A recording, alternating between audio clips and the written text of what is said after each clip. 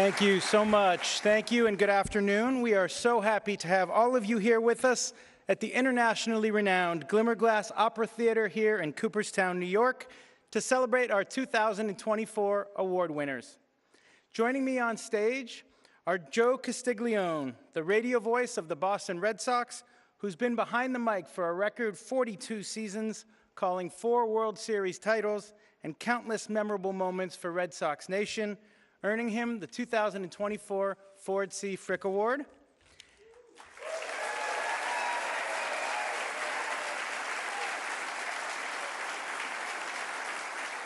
And representing the late Gerry Fraley, the recipient of the 2024 BBWAA Award, is his longtime friend and colleague, Mark Wicker.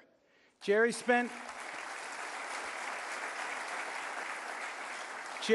4 decades covering baseball beats in Philadelphia, Atlanta, and Arlington, earning him respect from readers and the baseball writing community across the country.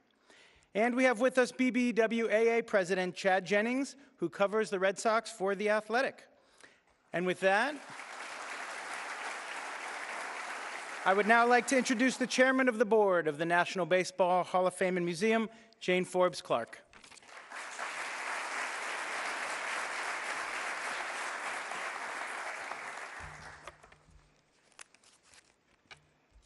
Thank you, Josh, and good afternoon, and welcome to the annual Hall of Fame Awards ceremony in this beautiful theater, home of the Glimmerglass Opera Festival. I'm so happy to begin today's program with the Ford C. Frick Award, which has been presented annually since 1978 to a broadcaster for major contributions to baseball. This award was named after a wonderful man who was a broadcaster, president of the National League, the commissioner of Major League Baseball, and a Hall of Famer class of 1970. Ford C. Frick was also a driving force behind the creation of the Hall of Fame with my grandfather, and he was instrumental in fostering the relationship between radio and the game. I would like to direct your attention to our video monitor for a presentation about the 2024 Ford C. Frick Award winner, Joe Castiglione. Joe Castiglione has served as the soundtrack of Red Sox baseball longer than anyone who came before him. Currently in his 42nd season as the radio voice of the Red Sox, Castiglione has seen it all in his 6,000-plus games behind the mic. There's a drive to right field deep. Way back it goes.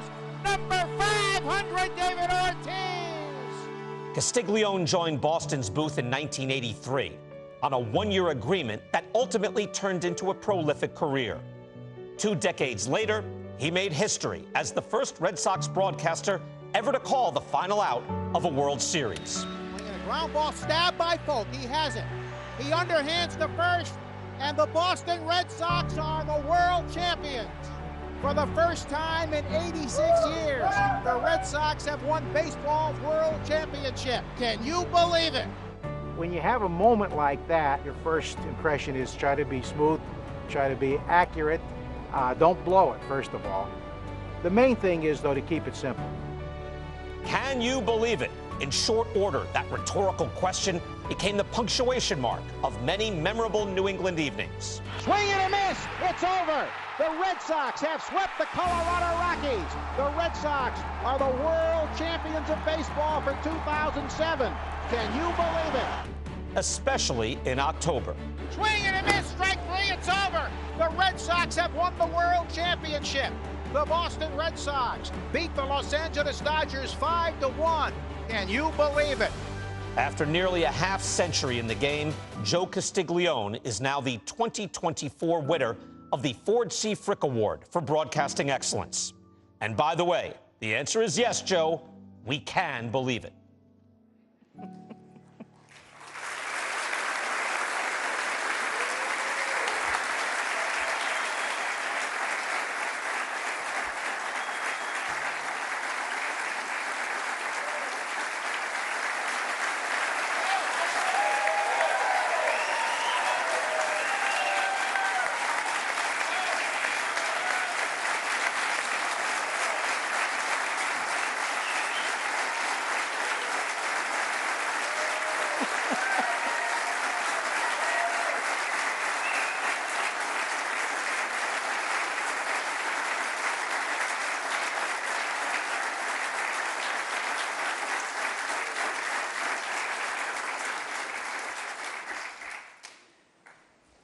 For generations of fans from the Red Sox nation, the voice of Joe Castiglione is the soundtrack to summer.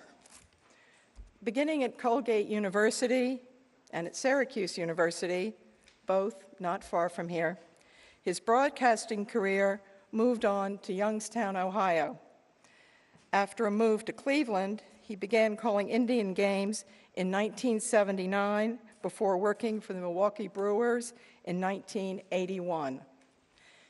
In 1983, he joined the Red Sox radio team, and well into his 42nd season in the booth, he continues to bring his knowledge and passion to the call of each game. He was behind the mic in 2004 when the Red Sox won their first World Series in 86 years, and has since called 3 more championships, 2007, 2013, and 2018.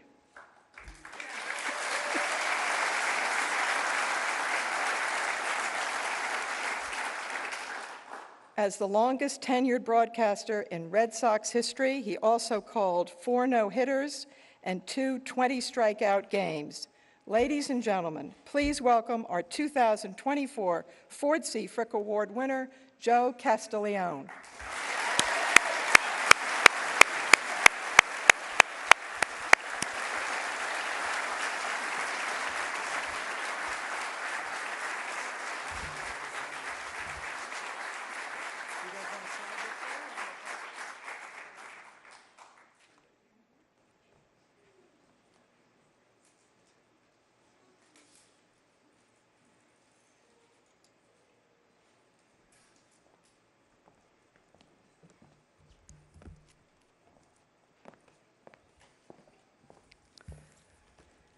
Thank you very much, Jane, for all you and the Hall of Fame staff have done for me over the last 7 months. Congratulations to the Fraley family and the class of 2024, whom I was so privileged to cover: Jim Leland, Joe Mauer, Todd Helton, and Adrian Beltre, who had a great season for the Red Sox in 2010. As I stand here, I think of St. Luke, chapter 1, verse 37.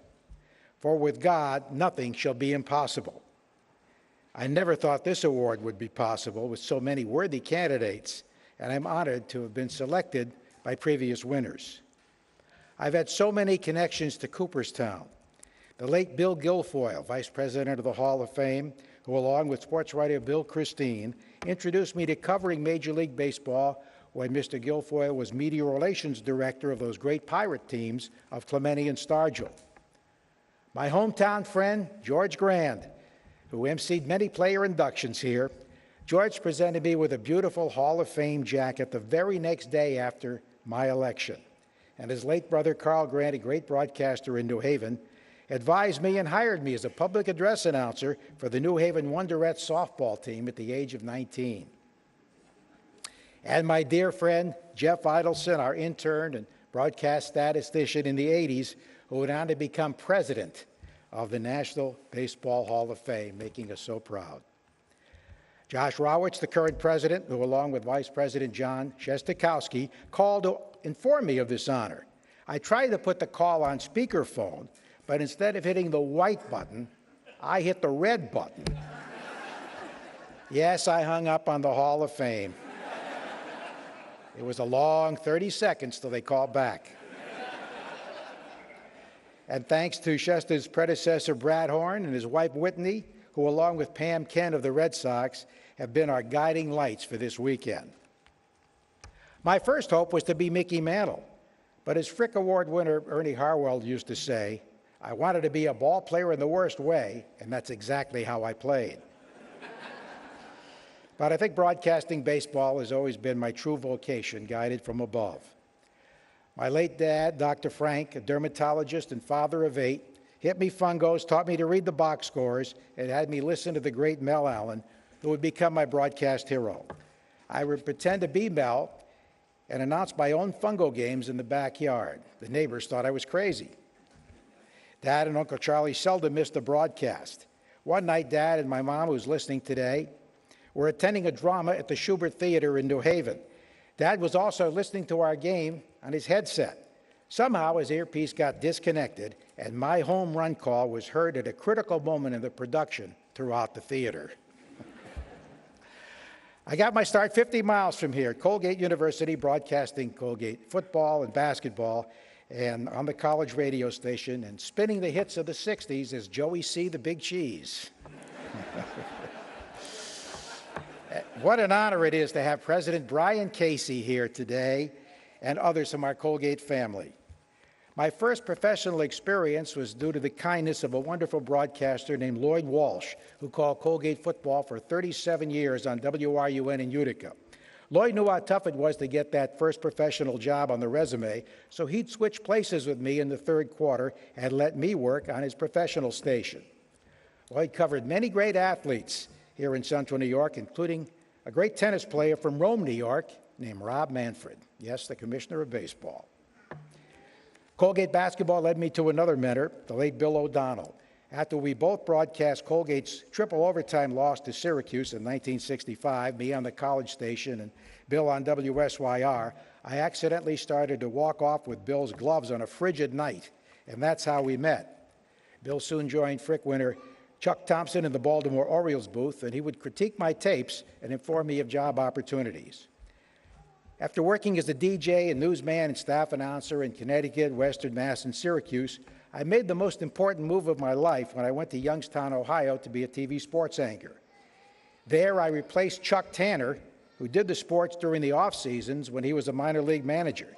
But then Chuck was hired to manage the Chicago White Sox, and I got his TV job, where I made $140 a week. I also got an extra $15 for play-by-play of high school and Youngstown State sports. And when I asked the boss if I could have a color analyst, he said, sure, as long as you share your $15 fee. I did the games alone. Going to Youngstown was a life-changing move because I met a third-grade teacher named Janice Lowry. On our very first date, Jan was to keep stats at a high school basketball game. But no one ordered a broadcast line for us, so we never got on the air. We had the night to ourselves. We fell in love, and 364 days later, we were married. We'll celebrate our 53rd anniversary in November, thanks to Jan, who ran the house, sacrificed so much for my career, and raised 3 great kids.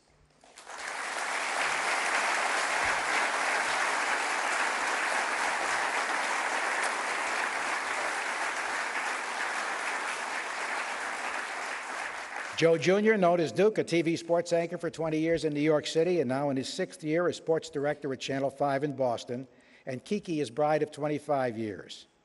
Dr. Tom, who followed in his grandfather's footsteps and practices internal medicine south of Boston, and his wife of 24 years, Rachel. And daughter Kate, a marketing executive, and her husband, Mike Romano. They actually had the 2004 World Series trophy at their wedding rehearsal dinner. As former Writers Award winner Dan Shaughnessy says, everything in life comes back to the Red Sox. All 3 kids grew up at Fenway Park and worked concession, security, and first aid in the clubhouse. Duke, a catcher at Stonehill College, got on-field instruction at Fenway from Tony Pena. And Johnny Pesky hit both boys hundreds of ground balls. Kate would count pitches for our broadcast as a 7-year-old and later got help with her Spanish from Pedro Martinez when she was a student at Boston College. They loved to go with me to record the pregame shows with the affable general manager Lou Gorman, who always had treats or souvenirs. I would take each kid on a road trip, and they would join manager Joe Morgan for pizza in his hotel suite after night games. Like their parents, all 6 grandchildren, Jane, Tila, Anna, Joey, Thomas, and Charlie, are regulars at Fenway Park and never want me to leave. They got to ride in the World Series duck boats and have been photographed with and hugged by Big Papi, who was just as great with fans as he was hitting in the clutch. My first baseball job came in 1979 in Cleveland Indians TV, hired by Bill Flynn, who took a chance on a guy with no MLB experience. I worked with the late Fred McLeod, who went on to a great career in the NBA, and I made many lifetime friends that season, including my dear friend and spiritual coach of almost 50 years, Andre Thornton, who has a record that can never be broken, most home runs in the history of Cleveland's old Municipal Stadium. A strike-shortened season on pay TV in Milwaukee was next, thanks to Brewers owner and future Commissioner Bud Selig and broadcast director Bill Haig, and there were 4 Hall of Famers on that team. And then it was back to Cleveland Cable TV, where I worked games with Rapid Robert Bob Feller, who played catch with my kids and came to their birthday parties. And it was in Cleveland where I worked in TV with the late Casey Coleman, who told me his father Ken needed a radio partner for the 1983 season. Thanks to Ken, I was hired on that 1-year contract. Ken encouraged me, gave me some advice, which I still follow. He said, "You'll see a lot of failure over a long season. After all, a good hitter fails 7 out of 10 at-bats. So keep that in mind before you criticize a player." Ken also introduced me to his passion, the Jimmy Fund of the Dana-Farber Cancer Institute, where I succeeded him in a speakers and fundraising role. There were many heartbreaking but also heartwarming stories I shared with patients and players, especially with Red Sox Hall of Famer Mo Vaughn, a true leader on and off the field. Ernie Harwell, another great broadcaster and Christian gentleman, set a tone on how to pay it forward with his kindness to interns and young broadcasters like me. His example was a big reason I taught a broadcast course for 29 years at Northeastern University and 12 years at Franklin Pierce U. My students included Don Orsillo, now TV voice of the San Diego Padres, Leslie Sterling, the first female public address announcer in the American League, who left for a higher calling. She is now an Episcopal priest. And former baseball executive Glenn Wilbur, now with CBS News, 3-time Olympic hockey star Kendall Coyne, and many other kids looking for an easy grade. Bob Starr, who called himself the burly broadcaster, followed Ken Coleman. He taught me how to laugh and not to take wins and losses so seriously. He had a saying, "It's not my life and it's not my wife." Well, I didn't always heed his advice. One night in Chicago, the Red Sox were down a run, 2 out in the 9th, tying run at third, go-ahead run at second. Jody Reed hits a line drive, hit it for center field, but the pitcher jumps up and catches it. Game over, Red Sox lose, and burly Bob starts laughing. "Sorry, fans," he said. "I know it was a tough loss, but my partner is all hunched over here, looking like he's been harpooned." I've had other great broadcast partners over my career. Jerry Trupiano for 14 years, highlighted by the greatest comeback of all time in the 2004 championship. My great friend Dave O'Brien for 9 years, with whom we shared the 2007 World Championship and 2013 Boston Strong Championship, and many good times on the road. Tim Neverett for 3 years, who helped me off the floor when I went head over heels and fell out of my chair while describing Andrew Benintendi's game-saving catch at Houston in the 2018 ALCS. And Will Fleming, an outstanding broadcaster and friend, who is taking the baton with grace and style. I also enjoyed working with Sean McDonough, Lou Merlone, Glenn Geffner, John Risch, Rob Bradford, Dale Arnold, Flash Gordon, Mario Impemba, and Josh Lewin. You certainly need the support of your employers to last 42 years. Both Red Sox ownership groups, the Yawkey Trust, John Harrington, who's been so kind to my family, and Haywood Sullivan, and the Fenway Sports Group, John Henry, Tom Werner, Mike D., President Sam Kennedy, Colin Birch, and the late Larry Lucchino, a great leader, whom I think deserves a plaque in Cooperstown for building ballparks and champions. I thank them for their loyalty and for giving us competitive teams to broadcast, and of course 4 world championships in 15 years. And those front office friends who've been so helpful, especially the late Jack Rogers and Dick Bresciani. I thank the 16 managers who've been so trusting and cooperative, especially my dear friend Joe Morgan, who still teaches me baseball at the tender age of 93. Joe, thanks for coming today. The coaches like Lynn Jones, Victor Rodriguez, DeMarlo Hale, and so many more. And the scouts who analyze the talent through their judgment and experience. The late Grover Deacon Jones, T-Bone Giordano, Ed DeRemio, and Bob Schaefer. I've been privileged to cover so many great players. Imagine you have Roger Clemens and Pedro Martinez on the mound every 5th day for 20 of my first 22 years with the Red Sox. When the Red Sox named the radio booth for me in my 40th year, the rocket flew up from Texas to present me with a plaque, a true and loyal friend. I'll be here in Cooperstown someday when Roger's inducted. Same for Dwight Evans and Louis Tiant.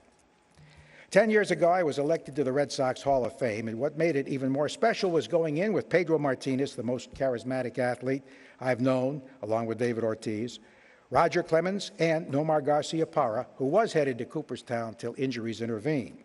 We were all on the mound to throw out a first pitch, and Roger said, "Let's throw in the count of 3. I threw on 2, so my pitch would get there when theirs did. And I had the best defensive center fielder I've ever seen, Jackie Bradley Jr., catch my pitch, because Jackie catches everything. I'm so honored to see so many of my old friends here, and regretfully, Brian and Kim Daubach, Trot and Catherine Nixon, and Bob Kendrick, president of the Negro League Museum, couldn't make it because of the airline situation. But it's great to see Rich, Caitlin, and Bryce Hill, Dennis and Jennifer Eckersley, Jim and Corrine Rice, and Mike Lowell, the 2007 World Series MVP, here with his son Anthony and his dad, Dr. Carl. I'm grateful to broadcast management, Jack Campbell and Jane Day, Steve Dodge and Brad Murray of American Radio, and Mike Thomas, Mark Hannon, and Ken Laird of Odyssey. Thanks to the salesmen, especially Dana Panapinto, the interns, our wonderful engineer of 25 years, Doug Lane, and my co-authors, Doug Lyons, who wrote both of my books. He did all the heavy lifting. And his friend, my friend, and his brother, the New York movie critic Jeffrey Lyons, who says we are brothers from another mother. And my agent, Steve Fryer, who keeps me going. And most of all, to the passionate fans of Red Sox Nation for their trust and their loyalty. I know they appreciate my passion because many have told me they can tell the Red Sox are winning or losing by the tone of my voice. I really had so much fun with Red Sox baseball, but thanks to a Jesuit priest named John Dillon Day, I came to realize the responsibility involved.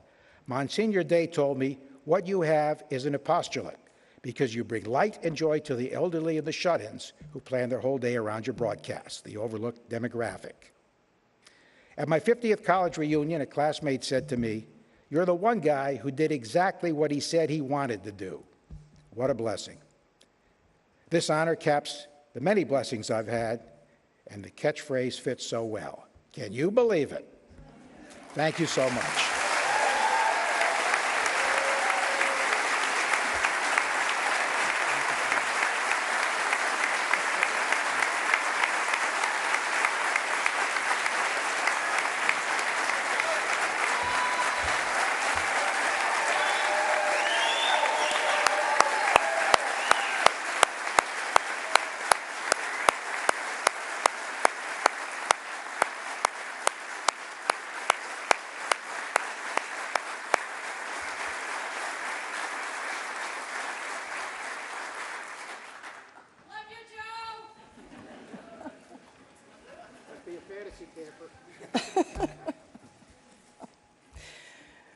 We will now turn to the Baseball Writers Association of America's Career Excellence Award, which has been voted upon annually by the BBWAA since 1962. The award honors a baseball writer for meritorious contributions to baseball writing and is presented during the Hall of Fame weekend by the president of the Baseball Writers Association of America. Again, I would like to direct you to our video monitor for a presentation about the 2024 BBWAA Career Excellence Award winner, Gerry Fraley. Gerry Fraley was truly one of a kind. Over the course of his 4 decades as a baseball scribe, Fraley eschewed flowery language and romantic odes to the game for a refreshingly direct writing style that emphasized clarity and diligent reporting above all else, along with the occasional one-liner for good measure. A Florida native, Fraley began his career covering the Phillies for his hometown newspaper, the Clearwater Sun. From there, he moved on to the Braves beat with the Atlanta Journal-Constitution, where he chronicled the franchise's ascent behind the stardom of Dale Murphy and the innovation of owner Ted Turner. It was around this time that Frales, as he was known, became a pioneer of the daily notebook format, now a staple in print coverage. He also served as the national BBWAA president in 1987. But it was with the Dallas Morning News that Fraley ultimately spent 25 years, covering all sports and breaking some major stories. He won awards for his coverage of Nolan Ryan's career before eventually taking on the role of Super General Assignment Reporter, which suited him because he was a reporter at heart, and this let him assist with other beats. But as former U.S. President and Rangers owner George W. Bush says, "It always seemed to me that baseball was his real passion, which established a lasting friendship between us." That passion led Fraley to the top as the 75th winner of the BBWAA Career Excellence Award. Fraley passed away in 2019, but his words remain forever in our hearts.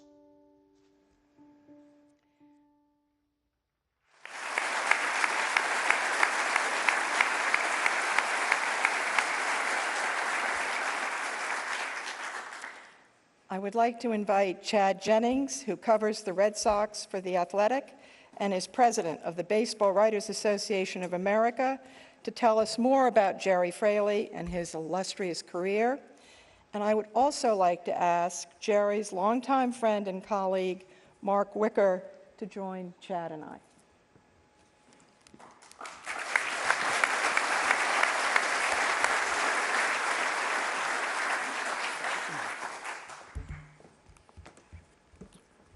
Cut from the same cloth as the writers who established the template for the modern baseball scribe, Gerry Fraley combined old-school tenacity with evolving technology to bring the game to millions of readers. A mathematics savant who initially hoped to become an engineer, Fraley was raised along Florida's Gulf Coast and fell in love with baseball while following spring training. He began his first sports writing position at the Clearwater Sun, impressing veteran Philadelphia writers with his coverage of the Phillies during the exhibition season. Fraley soon joined the staff of the Philadelphia Bulletin and later took over the Braves beat at the Atlanta Journal-Constitution. By 1987, he was elected as the president of the Baseball Writers Association of America, a significant honor for a journalist who had not yet landed the job that would define his career. In 1989, Fraley joined the staff of the Dallas Morning News, providing award-winning coverage of the Texas Rangers as the team attracted a national following thanks to the ageless strikeout king, Nolan Ryan. Fraley provided insight and information as the Rangers clinched the first postseason berth in franchise history in 1996, and they remained one of baseball's elite teams for the next several seasons.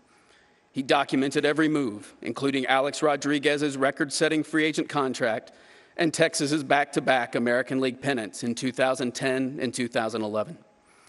The Morning News eventually added more duties to Fraley's job description, making the most of his ability to insightfully cover any sporting event by assigning him to basketball, football, and auto racing. But it was on the baseball beat, where he helped pioneer the use of daily notebooks, that Fraley flexed his reporting muscles and earned a reputation as one of the game's most trusted newshounds. His vast relationships throughout the game provided a wellspring of story ideas that Fraley translated into prose via his crisp, insightful writing style. At his best when mining his countless sources for detail and nuance, Fraley epitomized what it was to be a reporter in an age when newspapers were the primary way fans connected to the national pastime.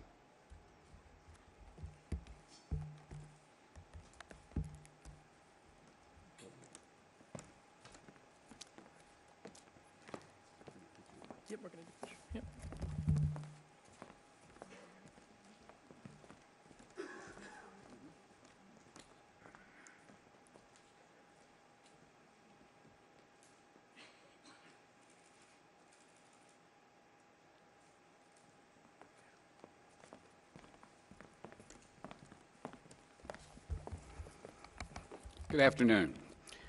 I want to thank Jane, Josh, Whitney, John, Caroline, and everybody at the Hall of Fame for once again making our visits to Cooperstown feel like a homecoming.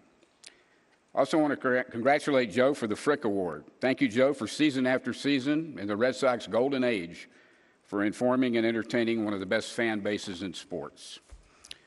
I want to tell you about a character named Gerry Fraley, the winner of the Career Excellence Award, which goes to baseball writers who stand the test of time.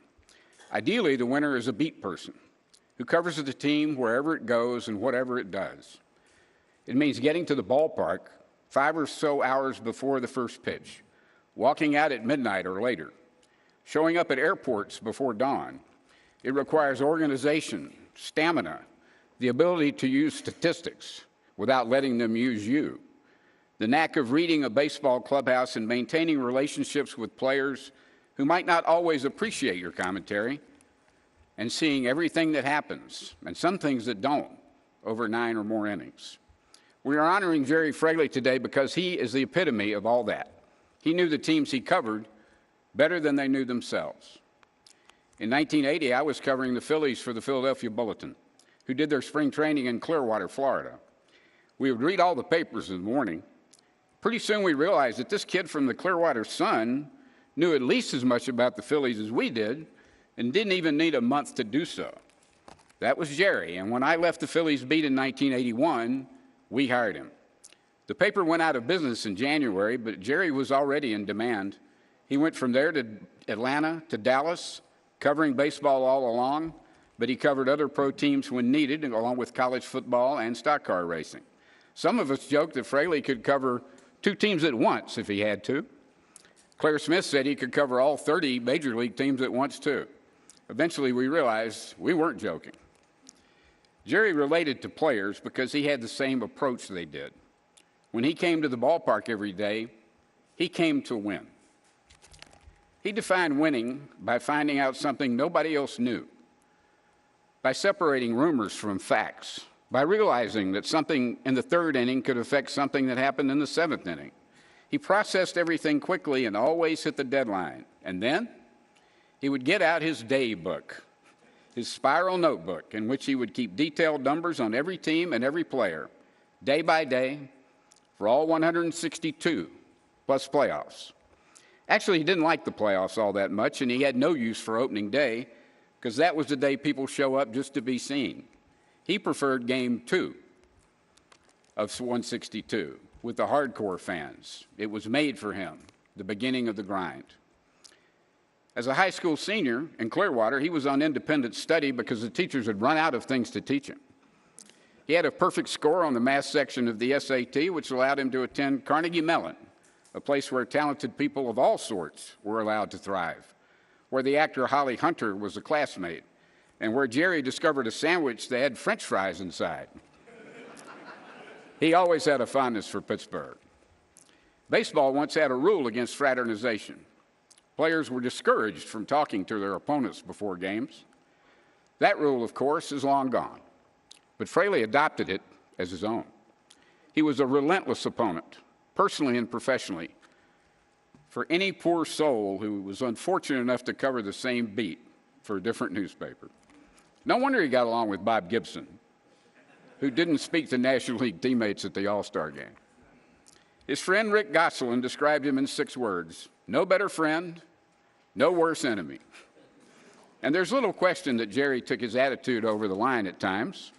Yet T.R. Sullivan, who competed with Gerry for years on that beat, spoke movingly and admiringly of Gerry at his memorial service. He noted that Frales not once mailed it in. Otherwise, Gerry had time for everyone: the umpires, the trainers, the equipment managers, the press box workers, the editors who worked late at night, a future president of the United States, and especially the scouts, knew how generous and inquisitive he was. Gerry held the people in his business to a towering standard, but he saved his highest expectations for himself. He would chide himself if he didn't write the perfect story. He staged a nonstop crusade to be the best he could be. If he had been a talented player, he would be joining this hall on a Sunday, not a Saturday. Frales was not blind to the fact that he was irascible, and he didn't mind adding to that reputation. His colleague Kevin Sherrington recalled one night in the Astrodome when 2 hands appeared on the scoreboard and started clapping. Immediately, the crowd began clapping too. Gerry rushed to the front of the press box and started yelling at the fans. "That's right, clap, you sheep." The Atlanta Braves and Montreal Expos both trained in West Palm Beach. And the team that won the head-to-head exhibition series also won the Mayor's Cup. Frales told the Braves minor league players that they would all get TVs if they won the deciding game, which they did. When one of them was called up to Atlanta, he mentioned to Frales that he hadn't gotten his TV yet. Frales assured him it was on his way, probably the following year. Rick Mailer was on that Braves pitching staff. The scoreboard in Montreal used to show the image of a chicken every time a pitcher tried a pickoff throw to first. Frales told Mailer that the most number of chickens was 10 for any one batter. So Mailer took it as a challenge. He threw over to first base 12 times to break the record. There was no record, of course. Frales' favorite spectator sport was pro wrestling. Ric Flair was the avatar on his Twitter feed.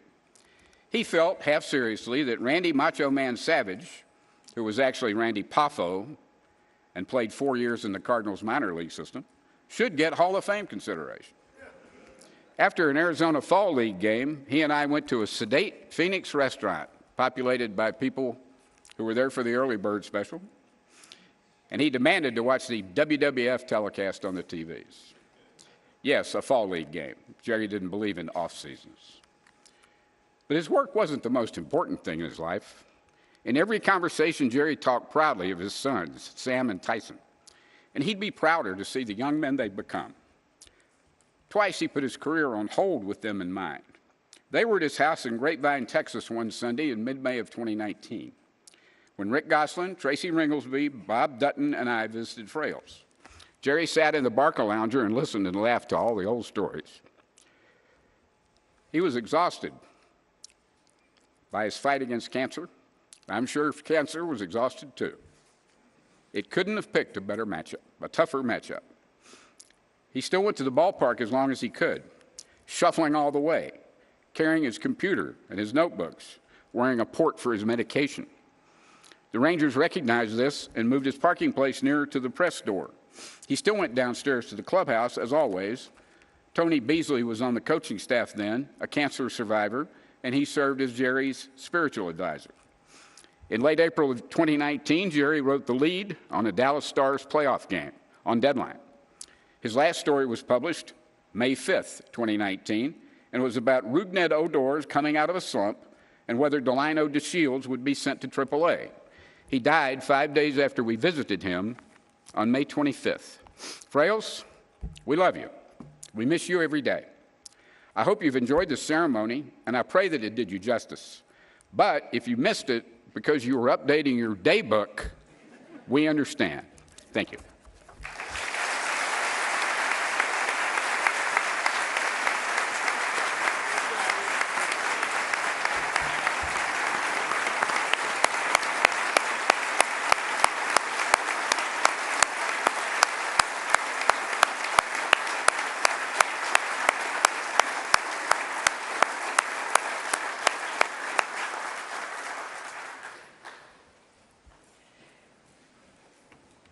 With so many Boston fans in the house this afternoon, and both the Yankees and Red Sox currently in a wild card spot, we're excited to take a look back at this long-standing rivalry, one of the best in baseball. So if I could direct you to our video monitor for a reminder of the great battles that have happened on the field.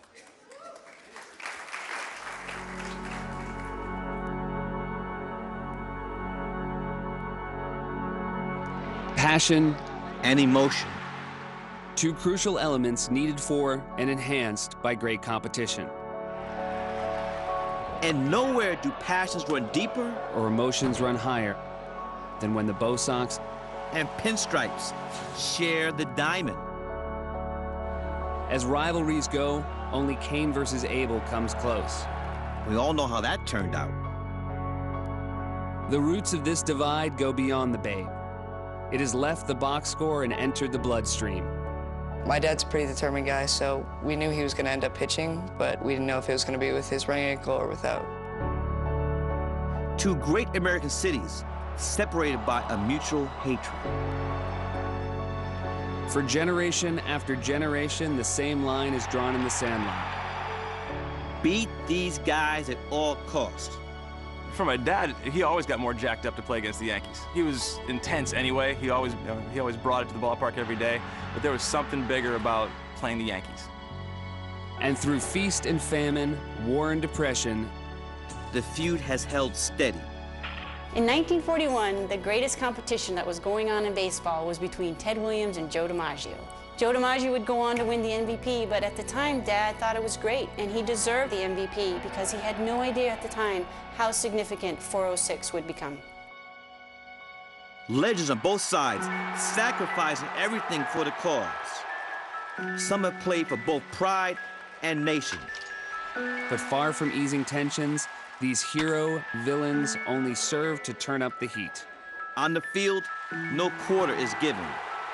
There is no sign for retreat. And while familiarity breeds contempt,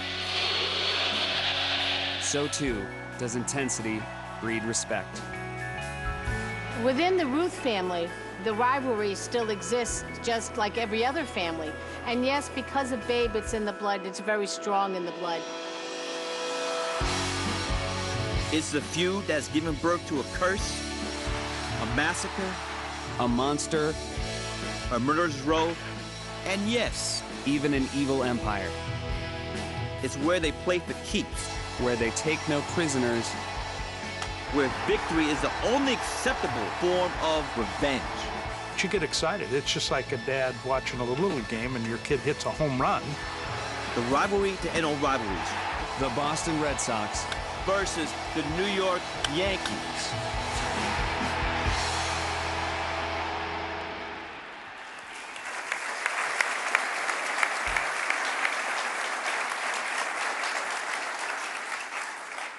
And there are no better people, no better three people, to have a conversation about this incredible rivalry than our 2024 Ford C. Frick Award winner, Joe Castiglione, and a member of the class of 2014, the vice chairman of the board of the Hall of Fame, Hall of Famer Joe Torre.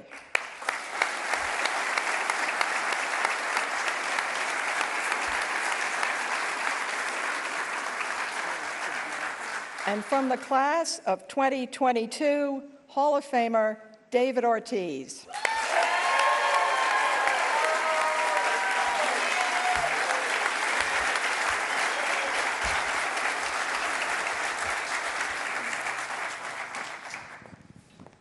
Thank you. What a thrill to have two great Hall of Famers here with us who know about this rivalry as well as anyone who's ever played the game. And Joe, first of all, you almost became a Red Sox manager in 1988. How did that work when they made a change in midseason? Yeah, I was broadcasting for the Angels at the time, and we were in Detroit. And I get a call. It was right before the All-Star break. I got a call from Lou Gorman and asked me if I'd be interested in managing. He says, I don't know what we're going to do, but we may make a change. And if we do, want to know if you'd be interested in managing the Red Sox. And I jumped at that. I mean, I've been broadcasting for a few years after, getting fired for the second time in my career. And then you can finish the story up till then. I mean, after that. Yeah, Joe Morgan took over as interim manager, they called him, day to day. And Joe's reaction to the media was, interim is not in my vocabulary. He won 12 in a row and 19 out of 20, and he's still going strong here today. God bless you, Joe.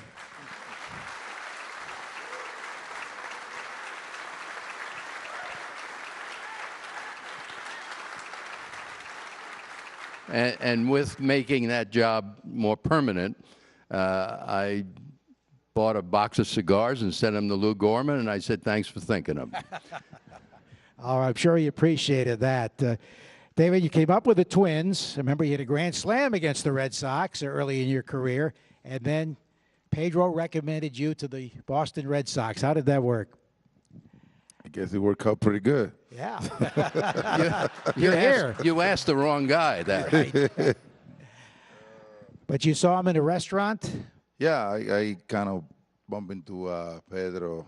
Dominican is a small island, The city had been growing and growing. But back then, it was just, it was easy to find people, and Pedro was one of those guys that in the off season, everybody go back home and go to places, and I just bump into him at this one restaurant, and he was asking me how things were going. I told him, hey, the Minnesota Twins just released me, and he was like, that was a mistake.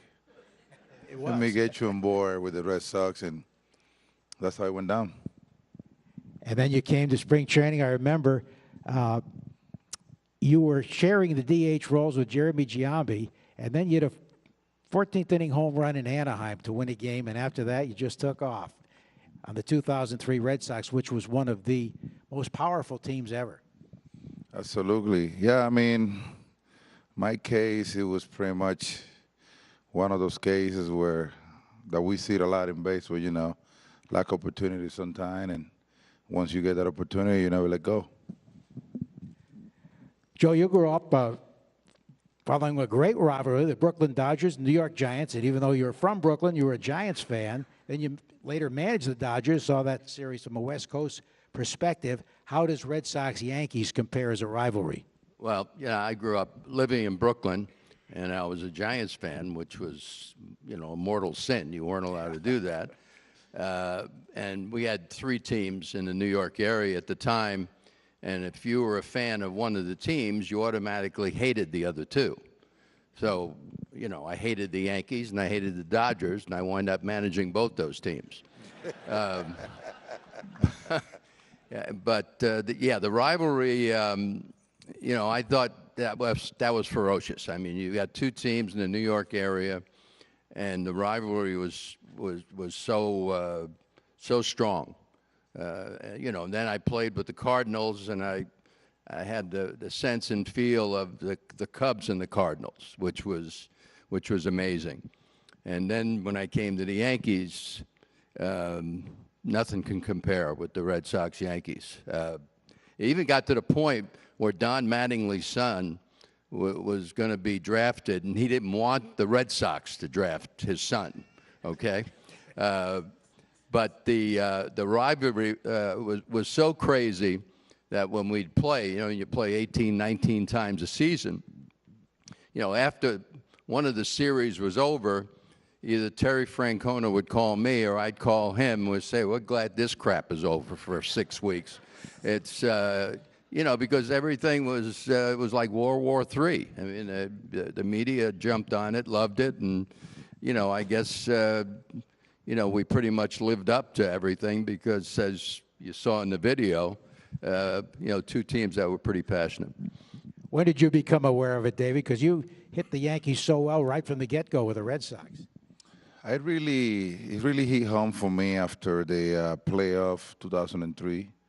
You know, when we ended up losing in New York, I was looking around and I saw people crying and everything. I was like, this is real right here.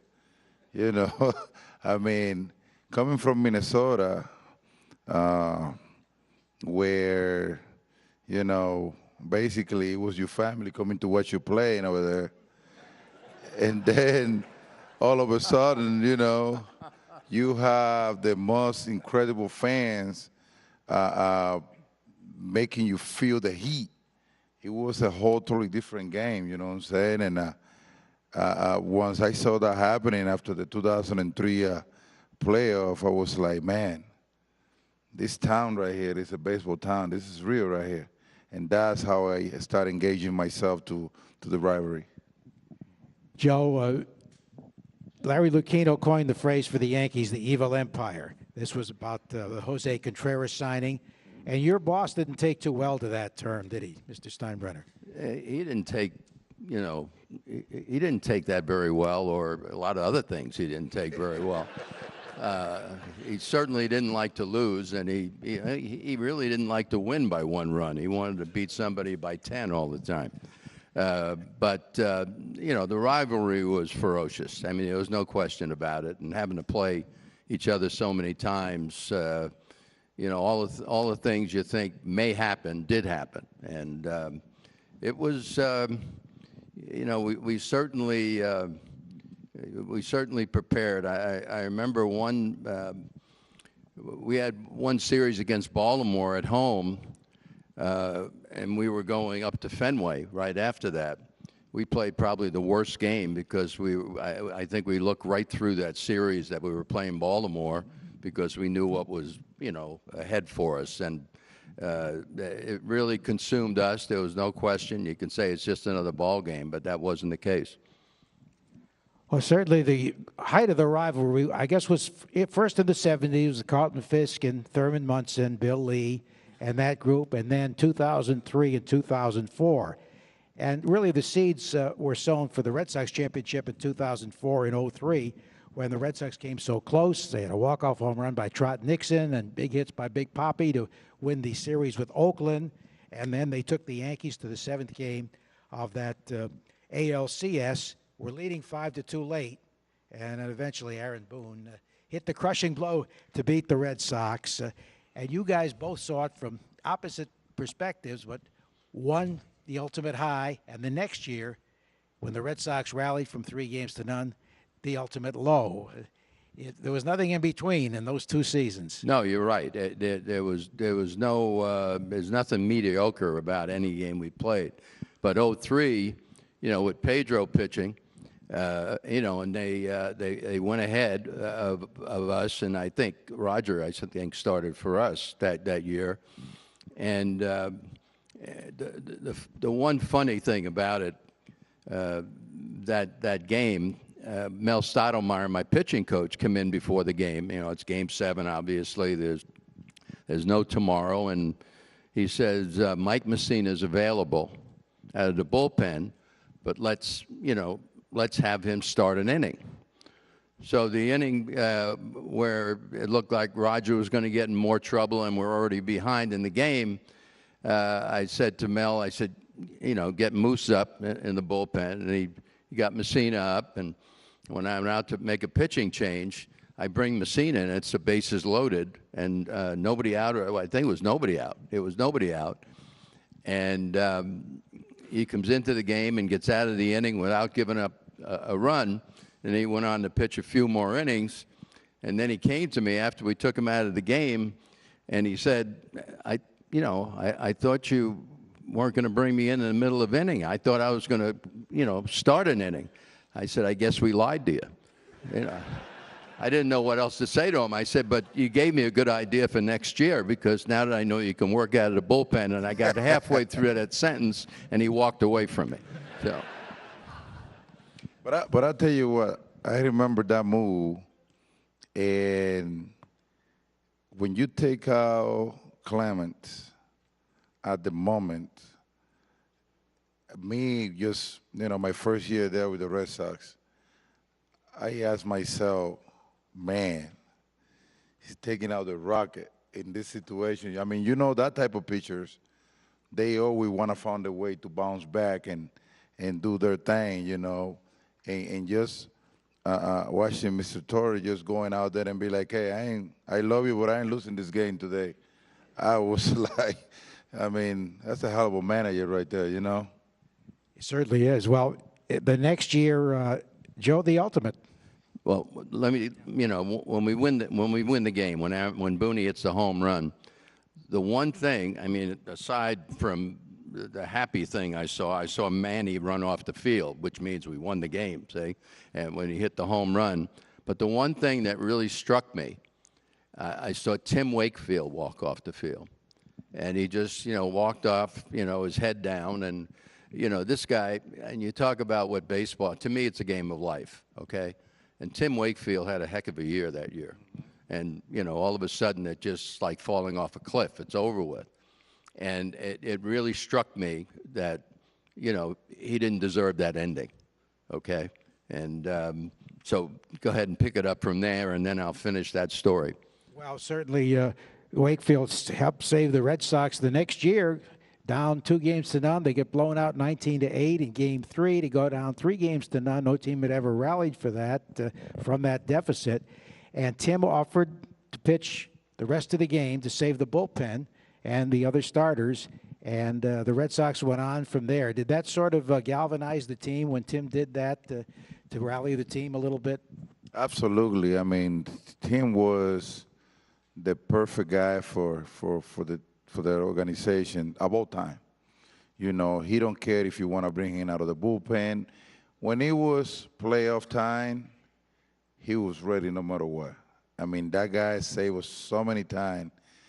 But he was our leader. You know, he was the guy who calms everybody down. He was the guy who used a strategy for us to win game. He was the guy that was available. He basically run the starting pitching and the bullpen. You know what I'm saying? He had the ability to do that, and that was huge for us. Well, this past week, your son, D'Angelo, was drafted by the Boston Red Sox. Congratulations. Playing out of Miami-Dade. And I saw a tweet, in fact, the Boston Globe did a story about how the late Tim Wakefield's daughter, Brianna, tweeted congratulations to your son because they grew up together at Fenway. Absolutely. Those kids, you know, they grew up together. They are family. I mean, now that they are all growing up, when they see each other, it's like it's a family thing, you know. I'm very proud of that young man. He's a good kid. He basically tried to do everything that me and his mom told him to do, and he loved and breathed baseball, you know, because in a younger age, I basically told him, you know, in baseball it's a tough career. It's not an easy thing to do, you know, and if you want it, you got to chase it.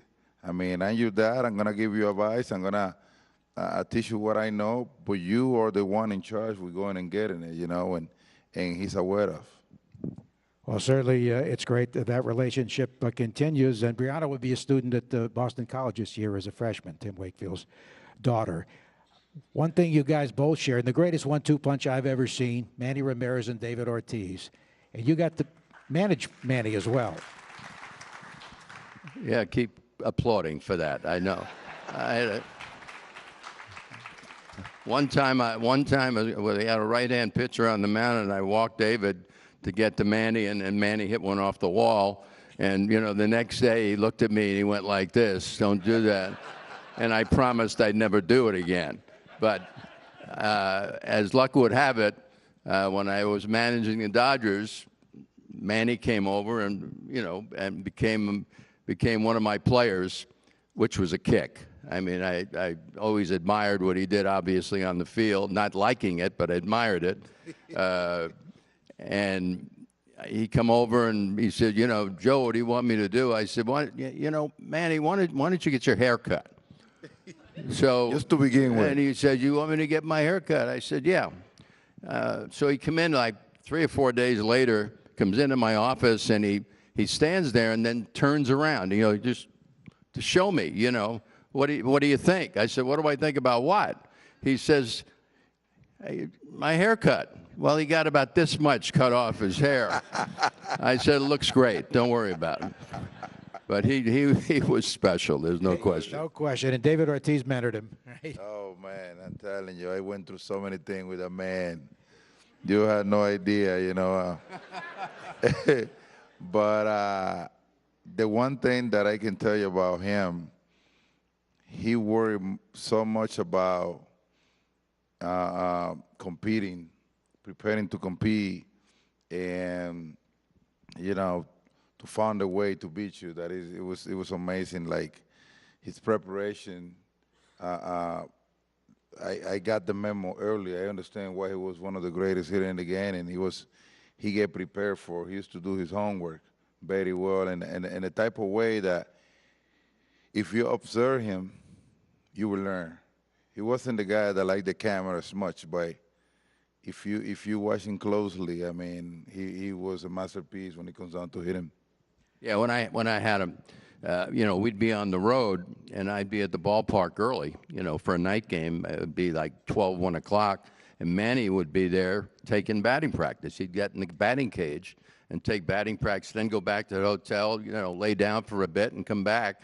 But, you know, as Papi mentioned, he did take his craft very seriously, and, I mean, the numbers, you know, prove it worked for him. Well, certainly you both had so much success. Joe Torre is the only guy in baseball history to have 2,000 hits and win 2,000 games as a manager. Joe, thank you so much for joining us. It was fun. Thank you.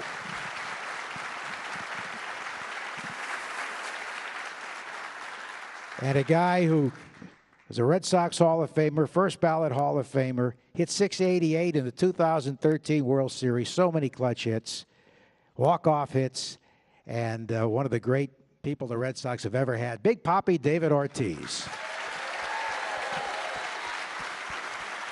Gentlemen, thank you so much. It's been a lot of fun. Thank you, Joe.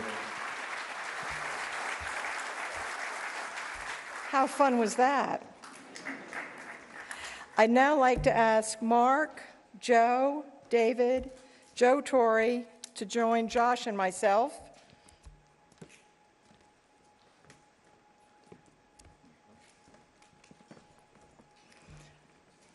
Ladies and gentlemen, our 2024 Ford C. Frick and BBWAA Career Excellence Award winners and two true baseball legends.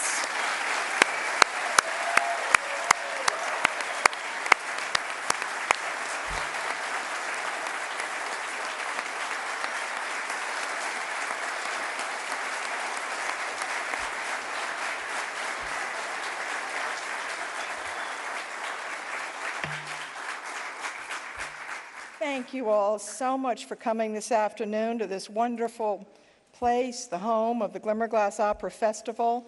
A fun, wonderful afternoon we've had here, and we hope that you'll join us tomorrow for our 2024 induction ceremony at 1:30 p.m. at the Clark Sports Center, or tune in to MLB Network. Thank you.